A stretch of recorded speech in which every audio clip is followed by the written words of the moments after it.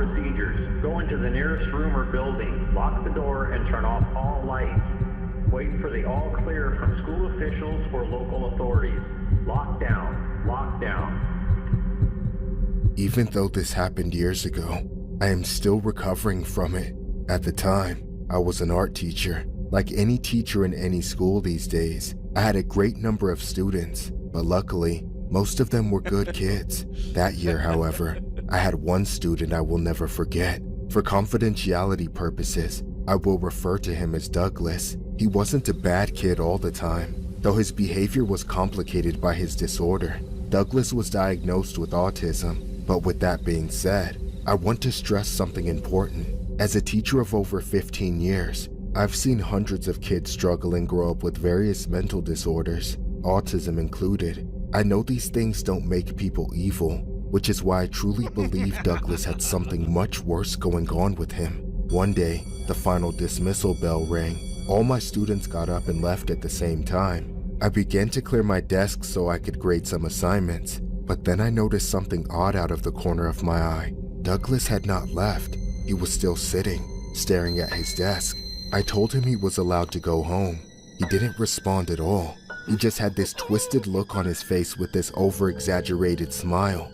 I didn't have a clue how to handle the situation, so I just backed off and left him alone. I could feel him staring at me as I walked back to my desk, but I sat down and began grading papers, trying my best to ignore him. A few moments later, the lights went out. I looked up at Douglas's desk, but he wasn't there. He was standing by the door, blocking the light coming in from the hallway. In the near pitch darkness, I couldn't see his face, but I knew he was standing in front of the light switch and looking dead at me. I tried to stay calm and talk to Douglas, but I could tell there was an entirely different side coming out of him. Douglas, why'd you turn off the lights? Yes, that's very funny, but could you turn them back on? I can't see what I'm working on here. I can see you just fine. You're looking very murderable. Douglas, that is not okay to say. Shut up! I've been waiting forever for this. For what? Douglas? Out of nowhere, the lights came back on, revealing a colleague who had opened the door and flicked on the lights behind Douglas. Thanks to them, Douglas finally left my classroom and went home like he was supposed to. That left me alone to think about what just happened. Part of me knew something was seriously wrong, but like I said, I preferred to deal with things on my own, so I didn't report the incident. I just planned to talk to him about it later when he was in a more agreeable mood. Unfortunately, I never got the chance. During my break period the following day, I was sitting at my desk, grading papers like usual. The Douglas incident was still in the back of my mind, but we weren't due to see each other for a few more hours. At that moment, there were a few other students in my class, just a handful of my more attentive pupils who liked to spend their lunch alone in a quiet room like mine. Those students were allowed to come and go to the bathroom as they pleased, so when I heard the door open, I didn't even bother to glance. Seconds later, I felt an immense pain in my chest. It was like I'd been socked by a bodybuilder. But then I looked to my right and saw Douglas standing right there. He was holding a knife and laughing. Then I looked and felt where he had hit me and realized he had stabbed me. As I sat there stunned and Douglas kept laughing, the other students began screaming and running for their lives. The moment we were alone, my brain finally kicked into survival mode. I jumped out of my chair and ran to the door. Douglas chased after me, but I managed to close the door in his face just in time. Without missing a beat, he started trying to stab his way through the door. In fear of myself or anyone else getting hit again, I ran from the door as soon as my coworker came to help. I told them to forget about it and run. Some of them led me to a safe location to hide, but nobody could stop Douglas. He roamed the halls freely, then disappeared. In the minutes after, the school went into total lockdown. It was too dangerous to leave or enter the school until Douglas was found.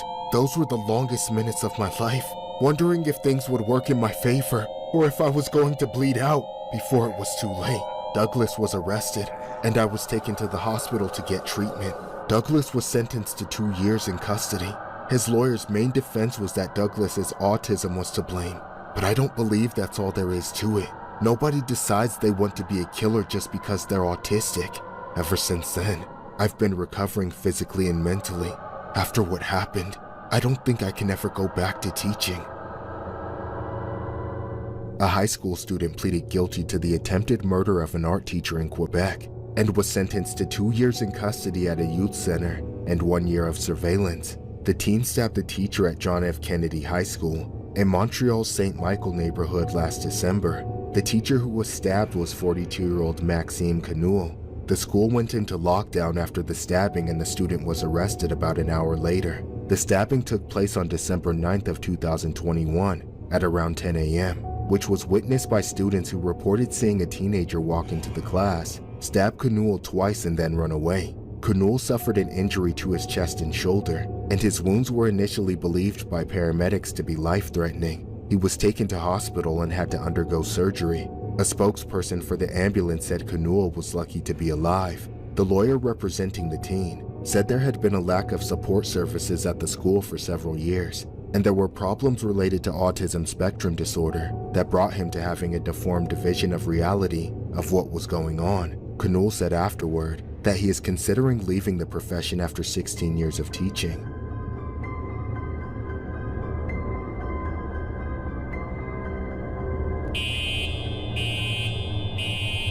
Lockdown, lockdown. This is an emergency alert. Please follow lockdown procedures. Go into the nearest room or building.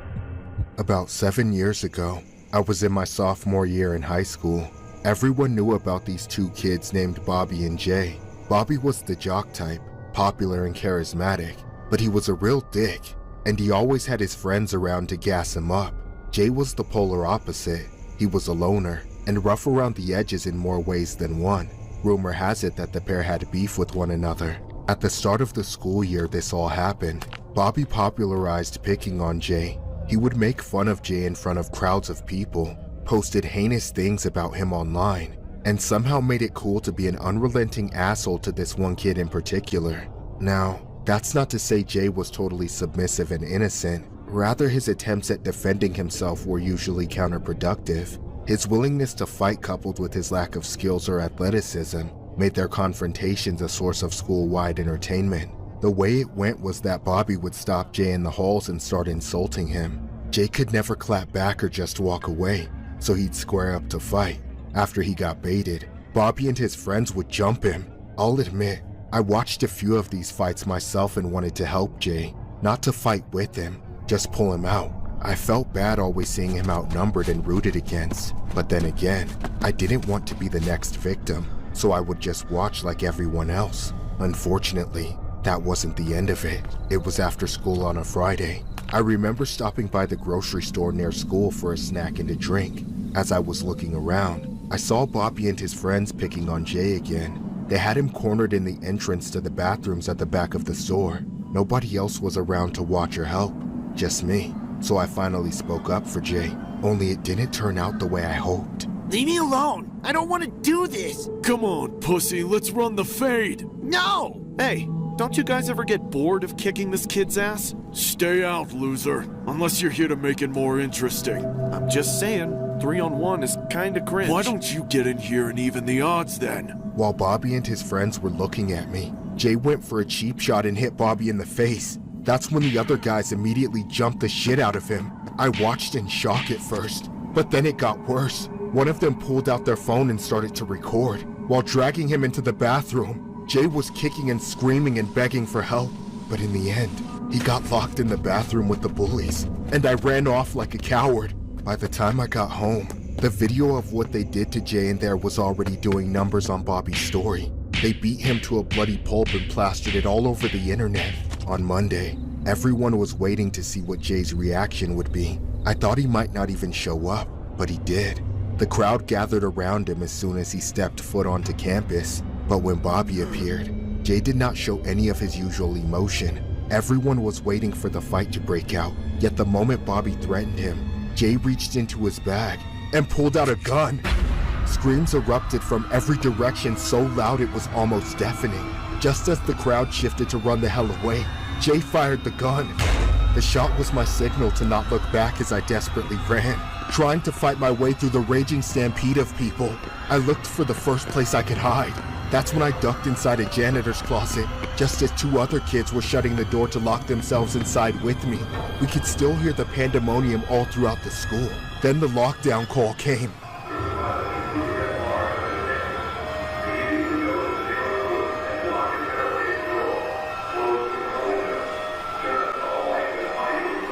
As we waited inside there, all we could do was pray that Jay wouldn't come for us. All I remember was hearing the lockdown alert, people screaming, and my raging heartbeat pulsing through my chest.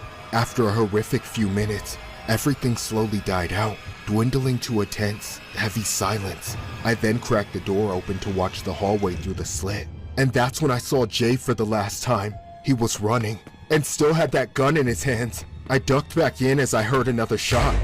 I never thought I was going to get out of that janitor's closet alive, but then after a grueling few more minutes, the lockdown was finally lifted. Jay was nowhere to be found. However, the same could not be said for Bobby. His body was discovered right where it had all started that morning. He died before anyone could get to him. When Jay was later arrested, he said that he brought the gun to school for protection, knowing Bobby would try to fight him again.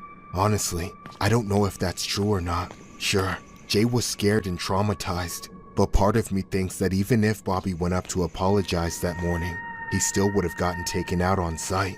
Sometimes, I think the second shot might have been meant for me.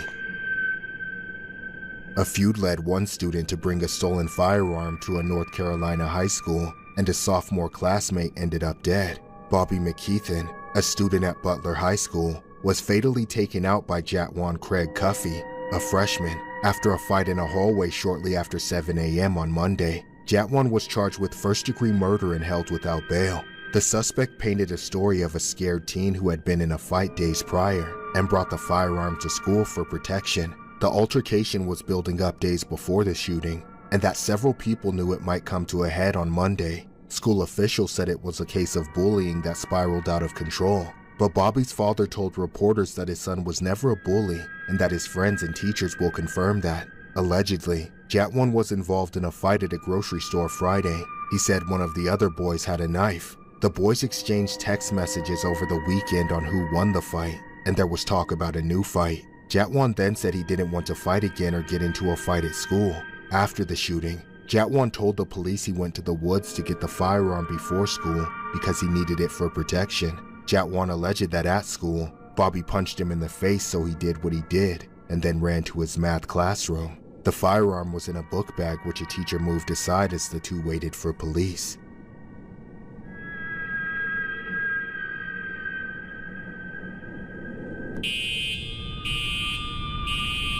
Lockdown, lockdown. This is an emergency alert.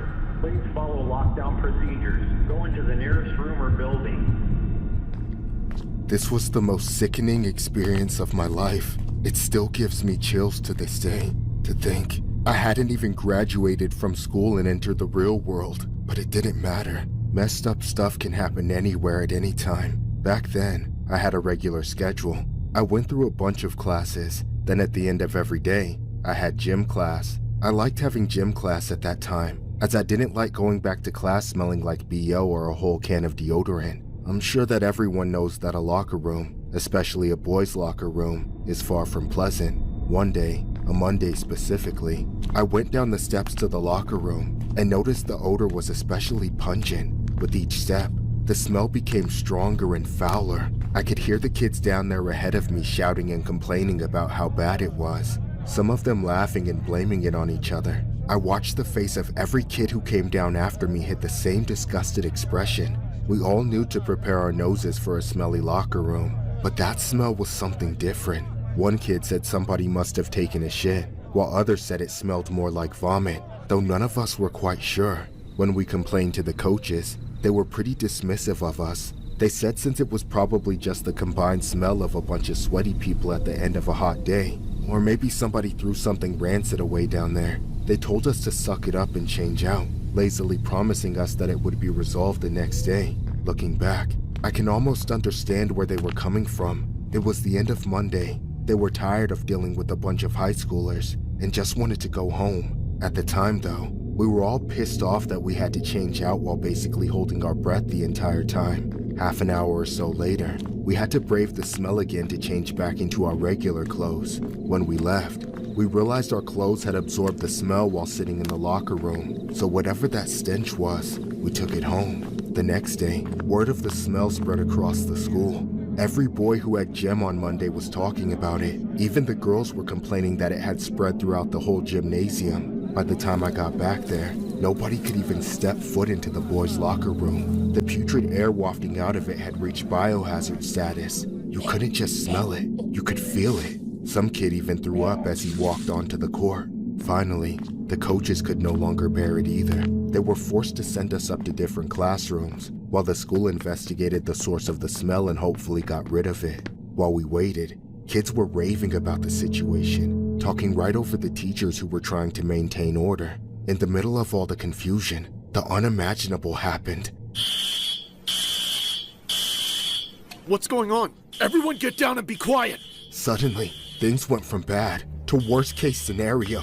The teacher ran to the door and locked it, blocking anyone from leaving. He kept shouting at us to hide, but half the class wanted to run for it. It was utter chaos. He barely kept the students contained on his own. Nobody wanted to be a sitting duck, but then again, nobody wanted to paint a target on their back. The paralyzing truth was that not a single one of us knew what was happening anymore. Gradually, the surge of chaos died down, but the tension remained suffocating. We all hid. That was the first time I witnessed true, unbridled panic in a person. Yet it wasn't just one individual, but in almost every face around me. The fear was probably plastered across my face too. A couple hours later, with no explanation whatsoever, the lockdown was lifted and they let us go home. The school's lips were sealed tight. They wouldn't tell us a thing. We were left in the dark about the most terrifying day in our lives. A day that ended in a night of rumors, news stories, and speculation across social media, at least locally. The next morning, there was an announcement at the start of school. But of course, we all more or less knew the truth by then. The stench in the boys' locker room that this all started with, and the lockdown that followed were directly linked. The whole time, there was a dead body rotting in one of the lockers. It was one of us, a student. They knew that he had likely been killed by other students as a result of some feud or grudge, then stuffed into his own locker. That happened on Friday afternoon. By Monday, the decomposition was in full swing, and we had literally been forced to breathe it in. Among many other things, it seriously messes with me to think about how long it took for that kid's body to be discovered. Nearly 5 full days. As far as I'm aware, the parents also got charged with neglect, as they said they thought he was sleeping over at a friend's house, but they hadn't been in contact with him for an entire week. Even worse, if another day or two had passed, his remains would have begun to liquefy and ooze out of the locker for all to see.